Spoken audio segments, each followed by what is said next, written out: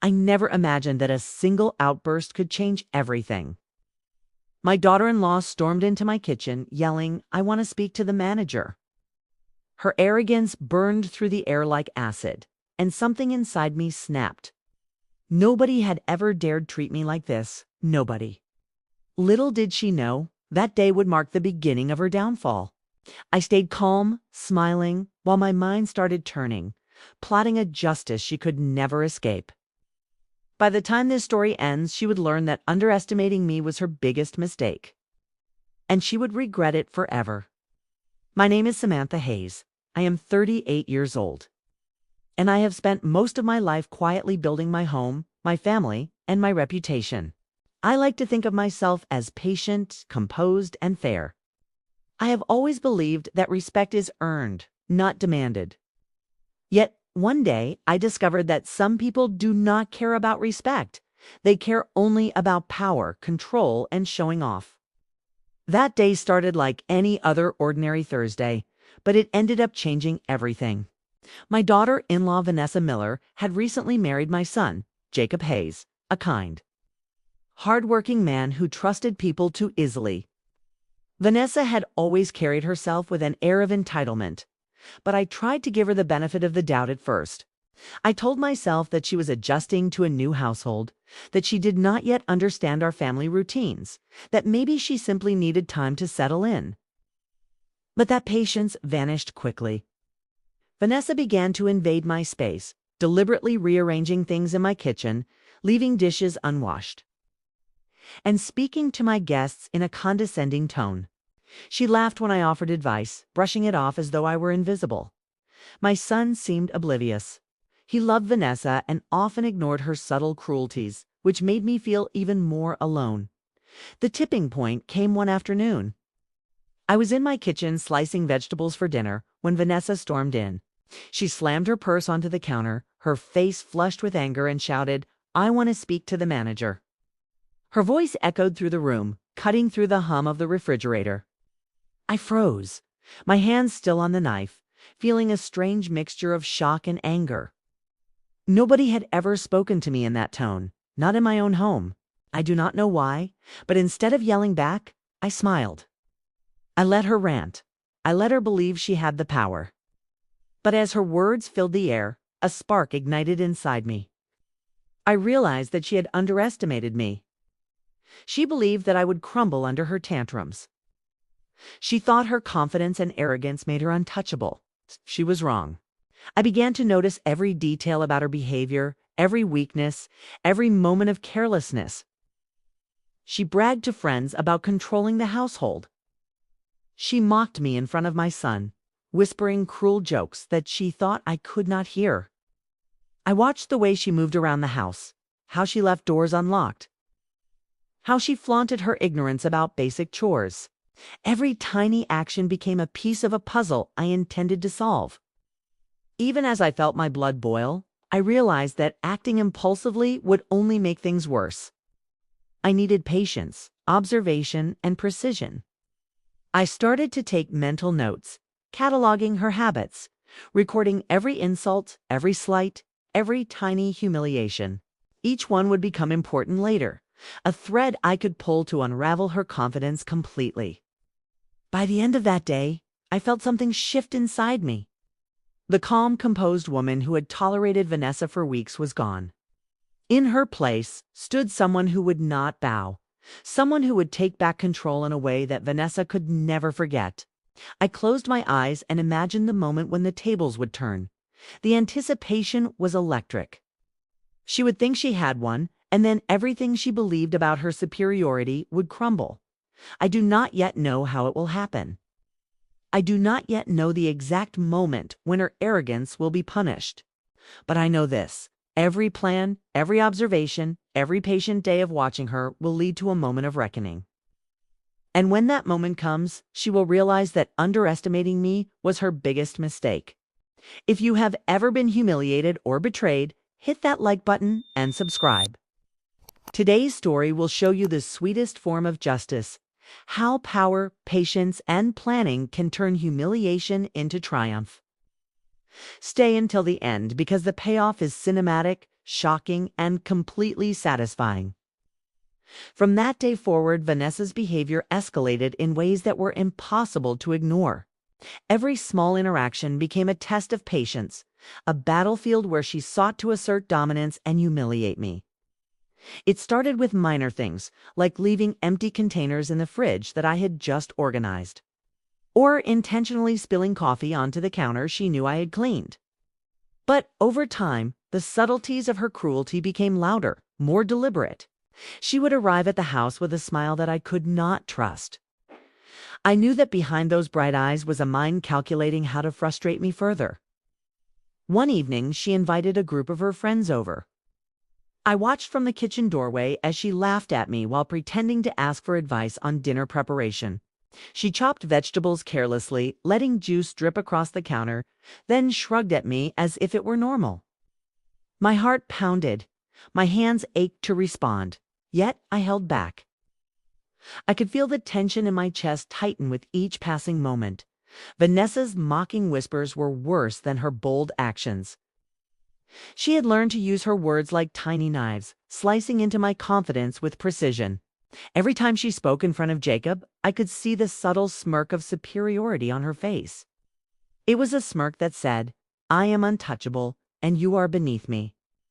I wanted to snap, to shout, to tear her arrogance to pieces. But I remembered the spark that had ignited the first day.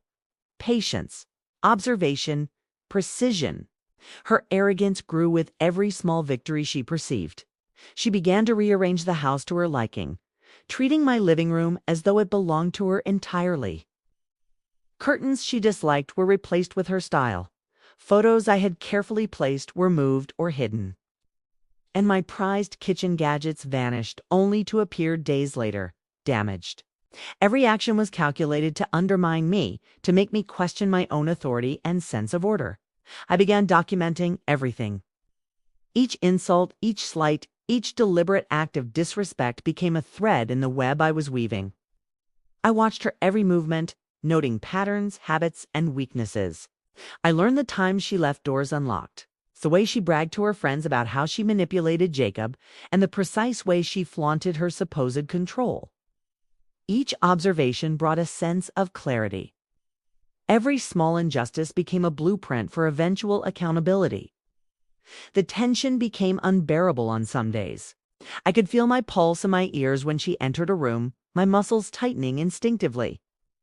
Yet, with every insult, every condescending glance, I felt a strange sense of empowerment. She had revealed her arrogance, and that arrogance could be used against her. Every careless laugh, every boast to friends, every moment she underestimated me planted seeds for what was coming. One day, Vanessa left her laptop open in the living room. The messages on the screen were cruel, mocking me in ways she thought were hidden from everyone.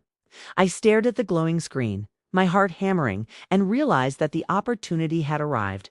She had become careless. She had exposed herself. I would not waste the chance. The slow burn of planning had prepared me for this, and every injustice she had committed would culminate in a moment of reckoning that she could not escape. I reminded myself constantly that this was not about revenge born from anger alone. This was about justice, about reclaiming control, about ensuring that the arrogance she wore like armor would shatter completely. The storm was building, and I was ready to strike. The question lingering in the back of my mind was simple. Would she see it coming, or would her overconfidence be her downfall? The day I reached my breaking point began like any other, but I could feel it in my bones that nothing would ever be the same. Vanessa had outdone herself that morning. She left the living room in chaos, spilling coffee onto the rug I had just cleaned. And she had spoken to Jacob in a tone dripping with mockery, pretending that I did not exist. Every nerve in my body screamed, and I felt a tight knot form in my chest. I knew then that patience had its limits. I retreated to the kitchen, closing the door behind me, and took a deep breath. The anger was rising, sharp and insistent, but it was accompanied by a clarity I had not felt before. I could no longer allow her to dominate my home, my family, or my sense of self. I had tolerated her arrogance for too long. Every slight, every condescension, every whispered insult had been meticulously recorded in my mind. I knew exactly what I needed to do. It was in that quiet, tense moment that I realized I was no longer the woman who quietly endured. I had become someone else, someone focused, deliberate, and unrelenting. I could feel my pulse in my temples as I replayed every humiliation, every careless laugh she had thrown at me, every smug glance she had given when she believed she had won. It all fueled a fire I could not ignore. I began to plan, step by step, visualizing the outcome with ruthless precision.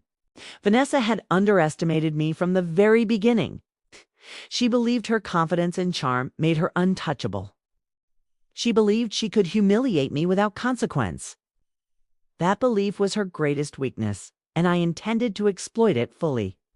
I started by considering her patterns, her habits, the times she left doors unlocked, the moments she felt safest, the people she trusted most.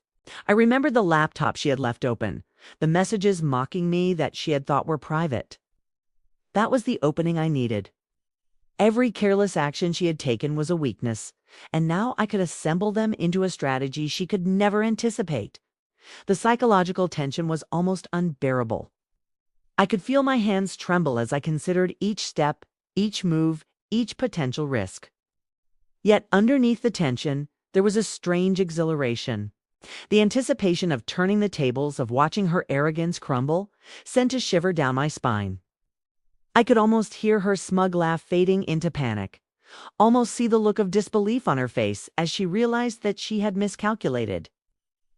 For hours, I sat quietly, observing her from the shadows of my home. Every laugh she gave, every gesture, every casual insult became fuel for my plan.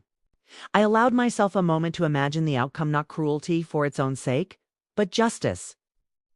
She would experience the consequences of underestimating me, and it would be undeniable, undeniable in a way that left no room for denial or excuse. By the time evening came, the decision was irreversible. I had committed fully to action. I knew the path would require patience, timing, and precision. There was no turning back. The woman who had tried to humiliate me would face the results of her arrogance, and I would remain calm, collected, and unshakable while it happened. The storm I had been building quietly for weeks was ready to strike, and I could almost taste the satisfaction of finally reclaiming control over my home, my dignity, and my life. I looked at my reflection in the kitchen window, and for the first time in weeks, I saw not a victim, but a strategist. Vanessa had ignited something powerful in me, something she could not extinguish. The tension in my chest began to shift, transforming from anger into focus. The moment of reckoning was near. The question remained, would she ever see it coming, or would her arrogance blind her completely until the very end? I did not rush. I refined the plan in silence, letting it sharpen until it felt inevitable. Revenge, if it is to be perfect, must look effortless. It must feel accidental. It must unfold so naturally that the target never realizes who set the stage until it is far too late. First, I needed leverage. Vanessa thrived on appearances. Her image was everything. The flawless daughter-in-law. The confident, untouchable queen of the household. So I began there, quietly, methodically. I paid attention to the way she curated her social life, the way she documented everything online, the way she trusted her private messages more than she trusted real people. I waited until the house was empty. My heart pounded as I approached her laptop again, still left carelessly unattended. She had grown too comfortable, too confident. I opened it with steady hands, not from fear, but from precision. Every message was worse than the last. Screenshots, mockery, insults, her friends laughing at my expense, her calling me weak, outdated, irrelevant. I saved everything not to destroy, not yet to preserve. Then I closed the laptop exactly how I found it. No trace, no panic, no rush. The next step was positioning. I needed her to feel safe, powerful, untouchable. I became warmer, kinder. I smiled more. I offered help. I complimented her cooking, I let her think she had finally broken me. Her confidence exploded. She began boasting louder, laughing harder, moving carelessly. That was exactly what I wanted. I invited family over for a small weekend dinner. Nothing dramatic, just enough people to make it social. Just enough witnesses to make the truth unavoidable. Vanessa loved being the center of attention, so she accepted instantly. The night before, I barely slept. Not from fear, from anticipation. Every moment played in my mind like a film I had already watched 100 times. The next evening, the house filled with voices and laughter. Vanessa floated through the room like royalty. I watched her from across the table, noticing how relaxed she was, how unguarded. Her arrogance was glowing. I waited. Timing mattered. When she excused herself to refresh her makeup, I moved. Calm, quiet. I connected my phone to the living room screen. Just for a moment, just long enough. Then I waited again. Dinner progressed. Conversations flowed. Vanessa returned, radiant and smug. She leaned against Jacob, confident and comfortable. That was when I stood up. Not aggressively, not dramatically. Simply present. I said I had something funny to show everyone. Something I found accidentally. Her friends leaned forward. My son looked confused. Vanessa smiled, unaware that her reality was seconds from collapsing. The first screenshot appeared. Silence, then another, and another, and another. Her laughter died mid-breath. Her color vanished. The room filled with disbelief. Her words, her insults, her mockery, her arrogance. All displayed. All undeniable. She tried to speak. Her voice cracked. She reached for Jacob, but he stepped back. That was the moment I had waited for. Not humiliation, revelation. Her power was never real. It was borrowed, and now it was gone, she stammered. She cried. She denied. But truth does not need volume. It only needs light. I remained silent, calm, controlled, watching as the empire she had built on disrespect collapsed under its own weight.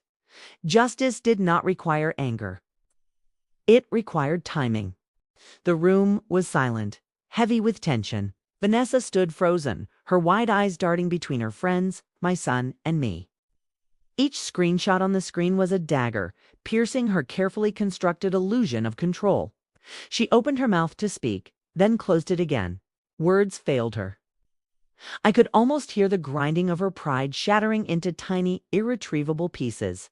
I felt a strange calm settle over me. My heart still raced, but it was steady now, controlled. The months of observation, the weeks of patience, every deliberate step I had taken, all of it had led to this precise moment. I could feel my chest rising and falling slowly, as though I was breathing in triumph itself. Vanessa began pacing, small, frantic steps that betrayed the panic she tried to mask. She clutched at her blouse as if trying to hold herself together, but nothing could fix what had been exposed. The room watched, rapt, as the woman who had thought herself untouchable crumbled. She opened her mouth again, stammering, pleading, but no one offered her words of comfort. She had finally learned the cost of arrogance, the weight of underestimating someone who had quietly been planning her downfall. I allowed myself a small smile, not cruel, not mocking, just satisfaction. The relief of validation flooded through me. Every insult she had whispered, every humiliation she had attempted, every condescending glance had been paid back in full measure. And the best part was the timing, the precision. Nothing had been rushed. Everything had unfolded exactly as it should. Jacob stepped closer to her, his expression a mixture of shock and understanding. He looked at me for explanation, and I simply shook my head, letting the evidence speak for itself. Vanessa's friends whispered, exchanged glances, and their disbelief only amplified the weight of her humiliation. She was surrounded by people who had once admired her confidence, now watching her unravel before their eyes. Vanessa sank into a chair, her hands covering her face, shaking as if the very floor had opened beneath her. She looked up briefly, eyes brimming with tears, and caught my gaze. I held it firmly, steady, letting her understand without a single word that she had miscalculated me. She had assumed I would crumble, that I would bow to her arrogance, but I had been watching, waiting, learning. And now she was powerless, exposed, and utterly defeated. I could feel a release deep in my chest, a loosening of the tension that had gripped me for weeks. The tight knot of frustration, the simmering anger, the desire for justice, all of it uncoiled, leaving a warm, luminous calm. Triumph was not loud. It did not require shouting. It was the quiet certainty that the balance had shifted. She had humiliated me for months, and now she understood the consequences of underestimating me. Vanessa tried to speak again, but her words were disjointed, broken. Her carefully maintained facade of control had dissolved entirely. She had become small in a way that was visible, palpable, undeniable. Her friends, witnesses to her downfall, exchanged murmurs of shock. She had once been a storm in my home, untouchable in her arrogance. Now she was exposed, fragile and trembling. I took a deep breath and let it out slowly. My body relaxed, my shoulders dropped, and I felt the pure, unfiltered satisfaction of victory. The power dynamic had shifted completely. I had reclaimed my home, my dignity, and my sense of authority. And I knew that this lesson would stay with her forever, etched into memory as the day she learned that arrogance and cruelty always carry consequences. As I sat down, finally letting the tension fade, I realized something profound. Revenge was not about cruelty. It was about justice. And in that moment, surrounded by silence, disbelief, and the soft hum of the refrigerator, justice had been served. Vanessa would never forget this day. Neither would I, and I knew finally that I had emerged stronger, unshakable, and victorious. The house was quiet now, the echoes of Vanessa's humiliation still lingering in the air. I moved through the rooms, noticing details I had once ignored: the gleam of the counters, the arrangement of the living room, the stillness that felt almost sacred. It was more than a victory over her. It was a reclamation of my home, my peace, and my confidence. I had endured months of subtle cruelty, constant disrespect, and relentless arrogance. I had felt powerless at times, frustrated at others, but I had never stopped planning. Reflecting on everything, I realized that revenge is not born from hatred alone. It is born from patience, observation, and an understanding of cause and effect. Vanessa had sown her own downfall through arrogance and carelessness. Every insult she whispered, every condescending glance, every smug smile had been a choice. Karma had a strange way of delivering justice, but I had also played my role with precision. I had acted not out of impulse, but out of strategy, and that made the victory even sweeter. I thought about my son Jacob, who had witnessed the exposure without understanding the full extent of what I had planned. He had loved Vanessa and trusted her, as many people do when they see only the surface. This was a reminder that appearances can be deceiving. Power is fragile when it is built on manipulation and arrogance. Respect, on the other hand, is earned through integrity, consistency, and patience. That was the lesson Vanessa had learned, and that was the lesson I had reinforced for myself. I walked into the kitchen, the place where the confrontation had begun weeks ago, and I felt a sense of liberation. The weight of months of tension lifted off my shoulders. I realized that I had not only reclaimed authority over my home, but I had also reclaimed authority over my emotions. The fear, frustration, and anger that had simmered beneath the surface were replaced with calm clarity. I could breathe again. I could think clearly. I could live fully without the constant shadow of her arrogance looming over me. This experience taught me another lesson. Patience is a quiet power. Waiting, observing, and planning allow justice to unfold in a way that is precise and undeniable. Acting too early, too emotionally, would have risked failure.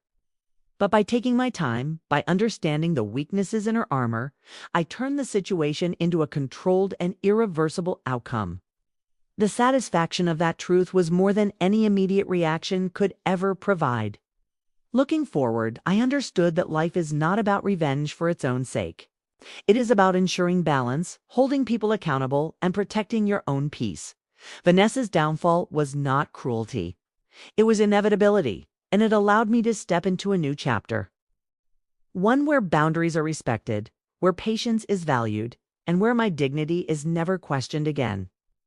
I stood at the window, watching the fading light of the evening cast long shadows across the yard. The storm that had once filled my chest had passed. In its place was a calm, steady confidence, a sense that I had faced injustice and emerged stronger. Vanessa would remember this day forever, but I would also remember it as the day I discovered my own resilience, strategy, and power. This was not the end of my story. It was the beginning of a life defined not by submission, but by control, clarity, and justice. If this story gave you chills, hit that like button, share your most satisfying revenge story in the comments, and subscribe for more gripping tales like this. Remember, patience and strategy often triumph over arrogance and cruelty. And sometimes the quietest victories are the most powerful.